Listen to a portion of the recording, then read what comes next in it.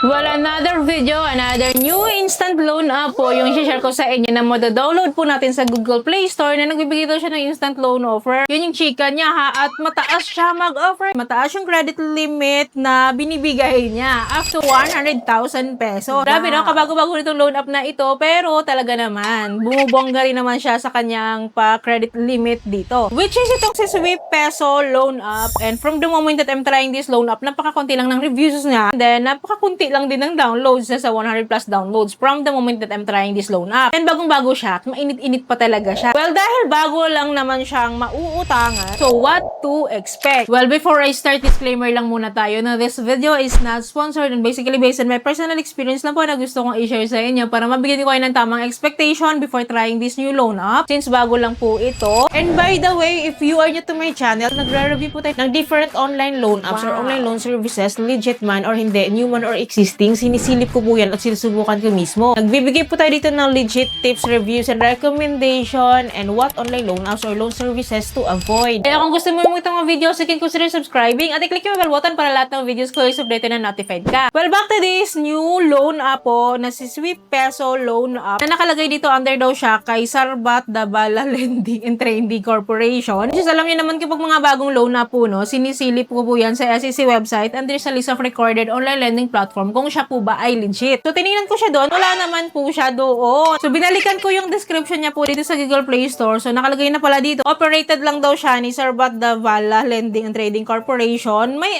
SEC number siya dito eh. Pero wala kasi siya sa list of recorded online lending platform. Yun kasi ang malaga kapag mga loan app, dapat nandun naman talaga siya. Pero, nakalagay po dito, authorized by Empire Peak Lending Investor Incorporated. So, ito yung sinerge ko doon. Ito po yung nakaregister sa list of recorded online lending platform. At may mga kapatid siyang loan app dyan, which is isa na rin dyan si Peranyo. Yan po yung mga kapatid niya. So, anyways po, no, so mainit-init pa nga lang po ito dahil nga po this year, 2026 lang din po ito na-release, itong si Sweep Peso Loan App. So, sana naman, no, legit po talaga siya na talaga namang maasahan natin. Kahit bago lang siya. Kasi may mga bago din naman po na talagang loan app na okay din naman. So, sana isa siya doon. Kaya nga po sinisilip po natin tong mga to, no, kapag bago talaga kasi available siya sa public. So, at least mayroon kayong idea before trying this loan app. So, anyways po, itong si Sweep Peso din download ko or in-install ko. Upon opening the app po, so ito yung bubungad sa atin. Privacy policy niya po. So, kung may time kayo, basahin nyo rin po ito. So, yan, inagree ko po siya para makapag-proceed ako sa next step. Well, here po, we need to input our mobile phone number and then click natin yung get OTP para mapadalhan niya po tayo. Wala nagpadala po sa atin, no, is si Bridge PH. So, hindi ko alam kung ano to. So, kung kapatid niya ba to or loan app din po ito. Anyways, no, i-enter po natin yung code po na pinadala po sa atin. And then, after po niyan, dito po sa pinaka-homepage niya po, nakalagay po, nagpapautang daw po pala siya ng up to 90,000 pesos naman po ngayon. Grabe, no? Katas-tas naman talaga nito kahit bago pa lang siya. Well, wala na po tayong ibang gagawin dito kundi i-click po natin tong apply now para masubukan ko na po. We need to input our personal information po dito, including our email, our Facebook, selective. Anong selective to? Dito guys, pwede natin ilagay na none or NA kung hindi naman tayo confident na ibigay talaga yung Facebook natin. And I don't advise naman na ibigay talaga kasi ako nga hindi ako nagbibigay eh. Basta ma-fill upan lang po natin tong portion na ito. And after po niyan, dito sa baba po, no, under ng personal information pa din po is the work information na rin siya. Nangingi sila ng occupation, monthly income, educational level, marital status, province and city or the addresses po natin. Well, under po pala ng occupation, no, para may idea kayo, don't worry pala, kahit tayo ay student, unemployed, employee, self-employed, and others po, okay lang. Kasi meron naman silang choices na ganito, hindi sila nanghihingi ng kahit anong income proof, kahit po ano yung piliin natin dito. So, kailangan lang po natin fill up, of course, lahat po ng information na kinakailangan po nila dito para makapag-proceed po tayo sa next step, which is the emergency contact information na po ito at nanghingi po sila ng dalawa lang naman. So, magdadirect po siya sa ating phone book list. So, after po natin ma-provide lahat po niyan, so, dito na po tayo agad sa withdrawal info or the bank information na agad-agad. So, pipili po tayo either e-wallet and bank card po. Pero ako po pinili ko si e-wallet and preferred ko po si GCash. Well, after po nito, hindi pa pala tayo tapos. Dito pa pala natin i-endure yung identification po or the ID information na po. Well, for you to have an idea, ito po yung mga IDs po na kinakailangan po nila. So, pili lang po tayo ng isa lang po dyan. So, ang dami naman nitong mga government IDs. So, at least isa lang po. Isa lang naman talaga yung kailangan po nila dito. Well, dito po, we need to upload our ID card and then, fill upan din pala natin, guys, yung ating full name. At may nakalagay dito, Aadhaar na, no?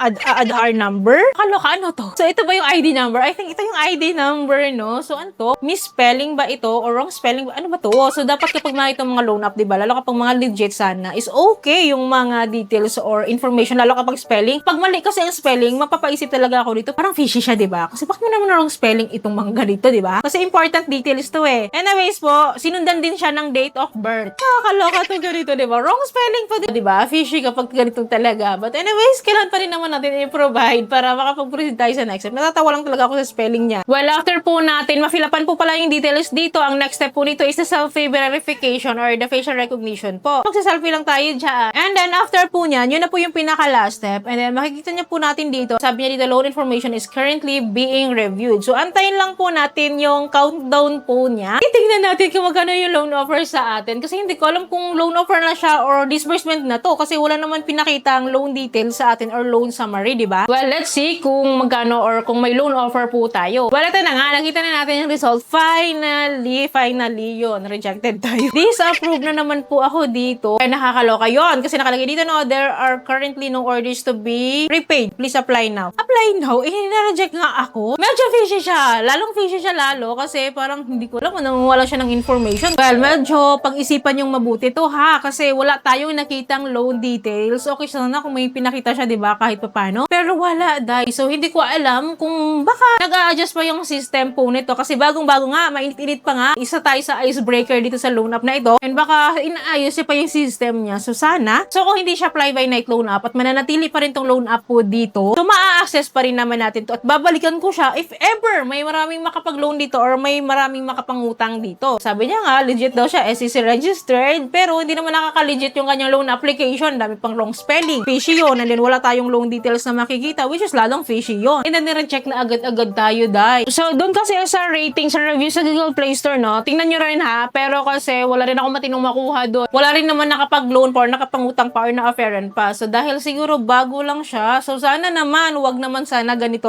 na nangunguha lang sila ng information. Kasi hindi rin naman biro po yung pinaprovide din naman natin na details dito. Kaya nga sinasabi ko sa inyo, kapag may mga bago pong mga loan apps po, no, mas maigi po na mag-research muna kayo. Kung may nag-review na po or nag-feature na po sa loan apps po na yan, kasi po, mahirap na. Tumubo kayo dyan na hindi nyo rin alam na gano'n na pala yun, nangunguha lang pala sila ng details. Ang hirap nun. So, I hope hindi siya ganun. I hope nag-adjust lang yung system niya kasi bagong-bago nga lang po siya. Pero siguro sooner or later, kapag maayos naman na siguro niya to, at kung sabi ko nga sa inyo, hindi siya fly-by-night loan app, mananatili siyang loan app dyan. At madaming magda-download dyan at makakakuha tayo ng information. Don't worry, babalikan ko naman siya if ever po nandyan pa din po siya. Pero as of now po, yun lang po yung information na kaya ko pong ibigay sa inyo ngayon kasi nga po, I tried my best naman, nasubukan siya, pero yun. And if any one of you po na nakapag-try po dito, bago pa mapanood tong video na ito, you can freely comment down below po sa ating comment section po para aware din po yung iba nating viewers. So don't worry guys, palagi naman po ako mag-update sa inyo, kaya dapat po nakasubscribe po kayo at i-click yung bell button para lahat ng videos ko i-subscribe na notified po kayo. Yun lamang po, thank you for watching this video. See you in my next video. Bye!